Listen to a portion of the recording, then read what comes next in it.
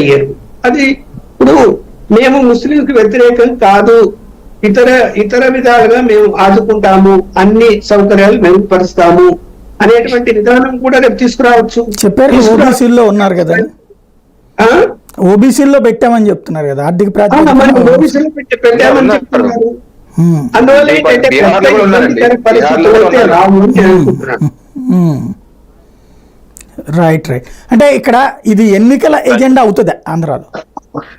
ఆంధ్రాలో ఎన్నికల అజెండా అవుతుంది. మీరు మనం ఇందాక నేషనల్ లెవెల్ మాట్లాడుకున్నప్పుడు ఆంధ్ర విషయం అసలు విషయం అదే కదా. చంద్రబాబు నాయుడు ఎఫెక్ట్ అవుతుందా కాదా అన్నది. రైట్. ఏదో చెప్తున్నారు మన చెప్పండి చెప్పండి. ఖచ్చితంగా ఎన్నికల ఇంపాక్ట్ అయ్యిద్దా లేదా అనే దానికంటే సాయి గారు ఇప్పుడు ఖచ్చితంగా వాళ్ళు సమాధానం చెప్పాల్సిన అవసరం ఉంటుంది.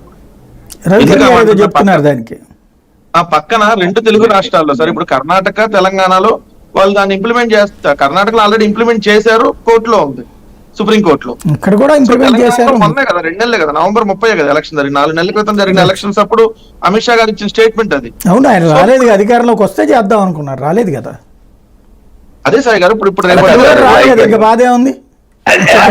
ఇప్పుడు వెంకటరెడ్డి చెప్పేది సమాధానం మోడీ గారు అమిత్ షా గారి నుంచి ఈ స్టేట్మెంట్ రావాల్సిందే, లేకపోతే ఖచ్చితంగా రద్దు చేస్తారు. వాళ్ళు కాబట్టి వాళ్ళు ఆ మాట అనలేరు కాబట్టి వాళ్ళని ట్రాప్ లోకి లాగుతున్నారు అనమాట. అనిపించాలి కదా. Right right. వాళ్ళ 3 పార్టీలకు సంబంధించి చిత్తశుద్ధి ఉండే విధంగా తీసేయాలని చెప్పాలి. రైట్. కర్ణాటక గురించి 2-3 సార్లు అంటున్నారు కాబట్టి కర్ణాటకలో ఏమైందండి, ఇందాక నేను చెప్పినట్టు 1970 తర్వాత కూడా కర్ణాటకలో ముస్లిం మతంలో ఉన్న కొన్ని కులాలకి బీసీ జాబితాలో ఉన్నారు, వాళ్ళు కేంద్ర ఓబీసీ జాబితాలో కూడా ఉన్నారు. అయితే ఈ కాంగ్రెస్ పార్టీ ఏం చేసిందంటే 2004 తర్వాత రాజశేఖర రెడ్డి గారు చేసినటువంటి ఈ పార్టీకి కాంగ్రెస్ పార్టీ కొన్ని కర్ణాటకలో కూడా బ్లాంకెట్ రిజర్వేషన్ ఇచ్చింది.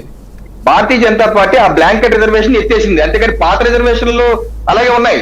పాతగా ముస్లిం క్యాస్ట్ రాజశేఖర రెడ్డి గారు ఇచ్చిన సేమ్ అమిత్ షా గారు చెప్తుంది అదే కదా, రాజశేఖర రెడ్డి గారు ఇచ్చిన 4% రిజర్వేషన్ ని తీసేస్తామంటున్నారు. అదే స్టాండ్ మీరు ఇప్పుడు రవికిరణ్ గారు కూడా ఇండైరెక్ట్ గా చెప్తున్నారు కదా. పాత రిజర్వేషన్ మీరు అన్నట్టు మిగిలిన రాష్ట్రాల్లో కూడా ఉన్నాయి, అది వేరే. దాంట్లో ఉన్న కొన్ని మిగిలిన రాష్ట్రాలతో పాటు ఏపీలో కూడా ఉన్నాయి, అవి కాక కదా ఇది.